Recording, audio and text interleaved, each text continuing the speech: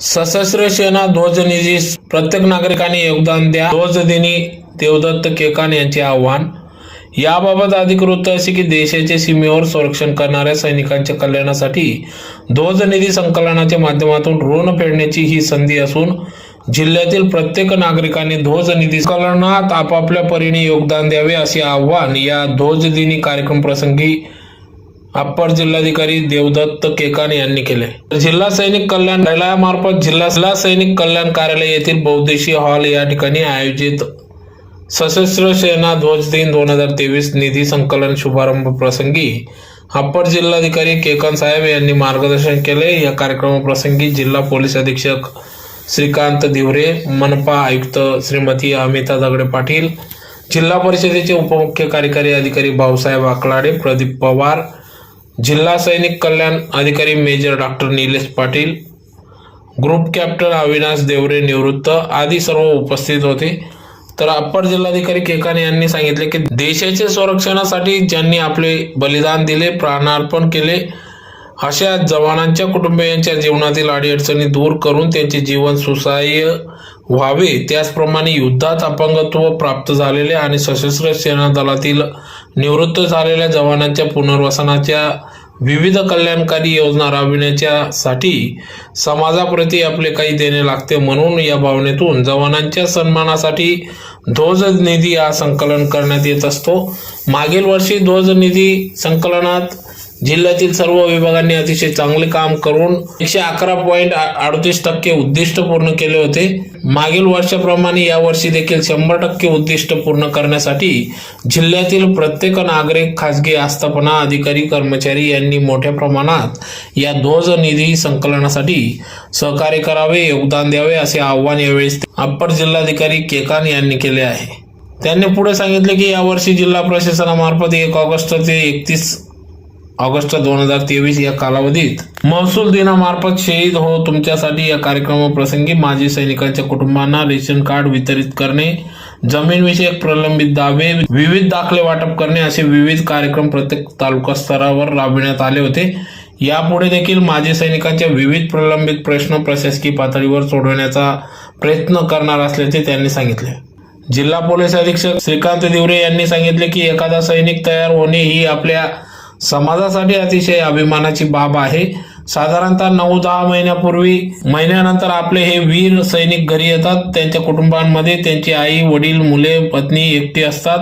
असंख्य प्रकारच्या कौटुंबिक अडचणी त्यांना येतात. त्यांनी याची समाजाला जाणीव नसते. त्यामुळे एवढीच विनंती आहे की अशा सैनिकांच्या त्या जागाची जाणीव प्रत्येकाने ठेवली पाहिजे. माजी सैनिक तसेच प्रत्यक्ष सीमेवर लढणाऱ्या सैनिकांच्या पोलिसांकडील प्रकरण व अडीअडचणी सोडवण्यासाठी जिल्हा पोलीस अधीक्षक कार्यालय कंट्रोल रूमला एक विशेष कक्ष तयार करणार असून त्याचा आढावा जिल्हा पोलीस अधीक्षक सांगितले. तसेच ध्वज निधी संकलनातही स्तरावरील सर्व नागरिकांनी योगदान द्यावे असे देखील त्यांनी आवाहन केले. जिल्हा सैनिक कल्याण अधिकारी डॉक्टर पाटील यांनी कार्यक्रमाच्या प्रास्ताविकातून ध्वज निधी संकलनामागील भूमिका विशद करून त्यांनी सांगितले की जिल्ह्यातील गेल्या वर्षी 61,40,000 रुपये निधी संकलनाचे उद्दिष्ट होते. त्यापैकी जिल्ह्याने 68,34,000 इतका निधी संकलित केला. जिल्ह्यात मागील वर्षी सर्वांच्या सहकार्याने उद्दिष्टापेक्षा अधिक निधी संकलित झाला होता.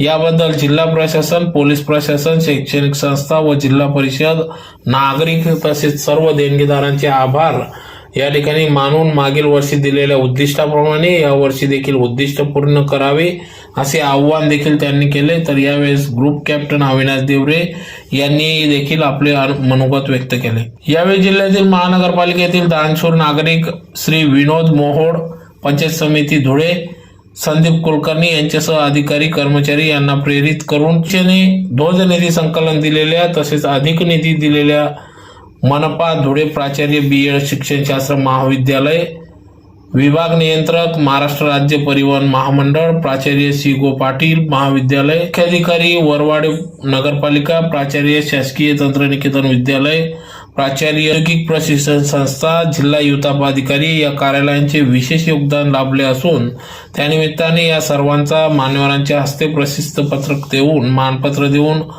गुलाब पुष्प देऊन त्यांचा सत्कार या ठिकाणी करण्यात आला। कार्यक्रमाच्या सुरुवातीला दीप प्रज्वलन करून शहीदांना अभिवादन करून कार्यक्रमाची सुरुवात झाली। तर कमलाबाई शंकरलाल कन्या विद्यालयातील विद्यार्थिनींनी देशभक्तीपर व स्वागत गीत सादर केले।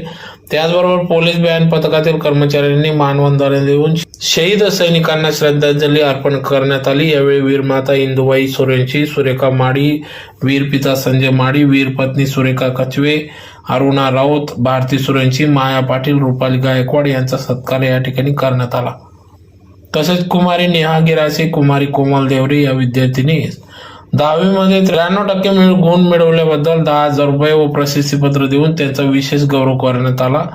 तर युद्ध चकमकीत युद्धजन्य परिस्थितीत अपंगत्व आलेले माजी सैनिक नायक बिरारी शशिकांत भगवान, हवालदार बोरसे आबा बारकू मोरे, संदीप भास्कर, लान्स दफेदार पाटील, कैलास गोकुळ, हवालदार संजय भदाने पाटील, प्रवीण गुलाबराव, शिपाई शिंदे, आनंद अर्जुन नायक, धीरज एकनाथ जाधव आदींचा या ठिकाणी सत्कार करण्यात आला। तर कार्यक्रमाचे प्रास्ताविक मेजर डॉक्टर निलेश पाटील यांनी केले। तर सूत्रसंचालन जगदीश देवपूरकर, वाहिद अली, मनोज पाटील यांनी केले।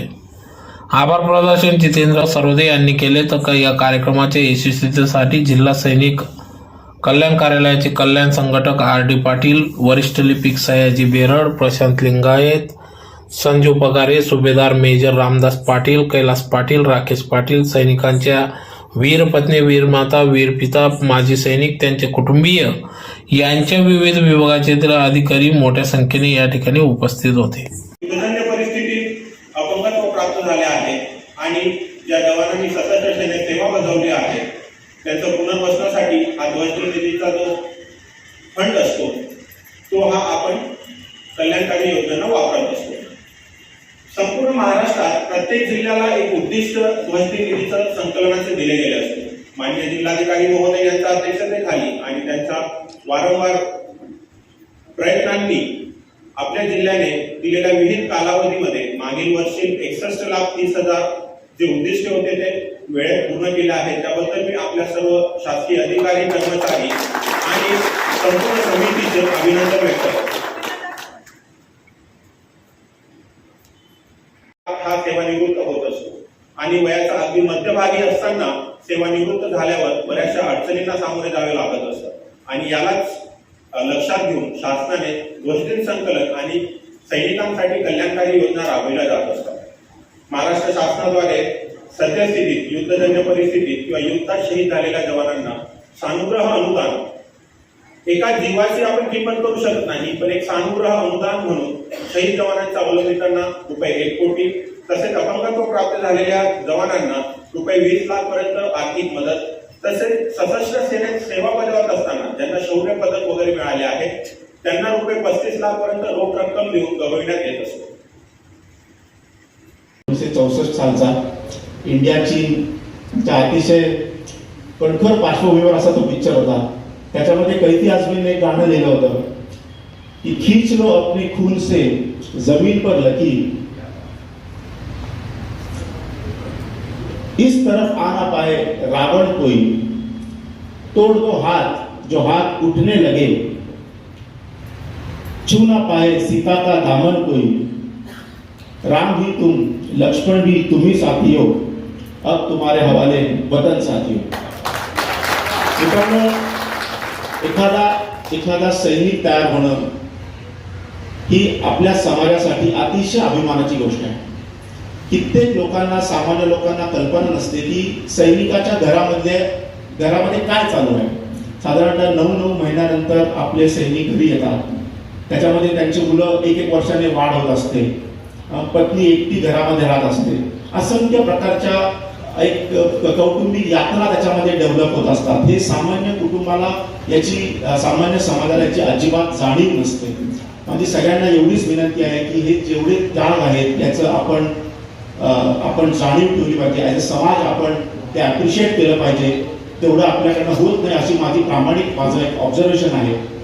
या निधी संकलन निमित्त जेव्हा पाटील साहेबांनी सांगितलं की याचा जो उद्देश आहे तो समाजाची इन्व्हॉल्वमेंट आहे। आपण जे ऋण व्यक्त करतो एखाद्या मोठ्या कार्याचं, त्या अनुषंगाने समाजाने याच्यामध्ये पार्टिसिपेट करणं आवश्यक आहे. म्हणून त्यांनी अतिशय बरोबर सांगितलं की 5 लोकांनी देणगी दिली तर आपलं कार्य पूर्ण होत नाही. समाजातल्या प्रत्येक घटकाकडून छोट्या छोट्या का संकलन होईना, परंतु समाजाची इन्व्हॉल्वमेंट याच्यामध्ये अत्यंत महत्वाची आहे. मित्रांनो, काल नाही, मी जेव्हा जॉईन झालो त्या दुसऱ्या दिवशी मला एका XYZ कर्नल साहेबांचा फोन आला आणि मला साहेबांनी सांगितलं की सिंदखेडामध्ये एका माजी सैनिकाला रात्री काही शेजारच्या पाजारच्या भाऊबंदीमधून काहीतरी वाद झालेले आहे. मी मोठेपणा म्हणून सांगत नाही, मी स्वतः त्या सिंदखेडा पोलीस स्टेशनला गेलो. तिथे जे काही होते माझ्या टीमला तिथे मुद्दामून पाठवलं, कारण मला त्याची जाणीव आहे की सैनिक तिथे राहून काय मानसिक अवस्थेमध्ये आहे आणि कसं कार्य करत असेल, त्याचं मन इथे कसं लागलेलं असेल याची मला एक एम्पॅथी आहे.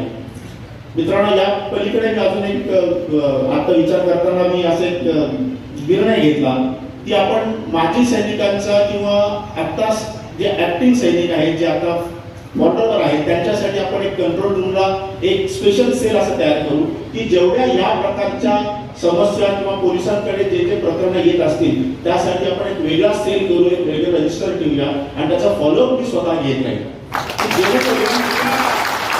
जेणेकरून आपल्या बॉर्डरच्या सैनिकांना इथे राहून इथल्या लोकांमुळे कोणताही त्रास होणार नाही याची मी नक्कीच दक्षता घेईन.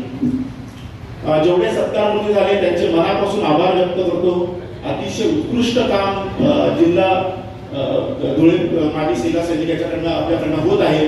आपली जी बालिका आहे तिचं देखील मनापासून कौतुक करतो. तिला किती 96% पडले, किती पडले? 94. अजून एक कोणते होतं 96%? ओके, तिचं देखील मनापासून कौतुक करतो आणि या ठिकाणी थांबतो. धन्यवाद.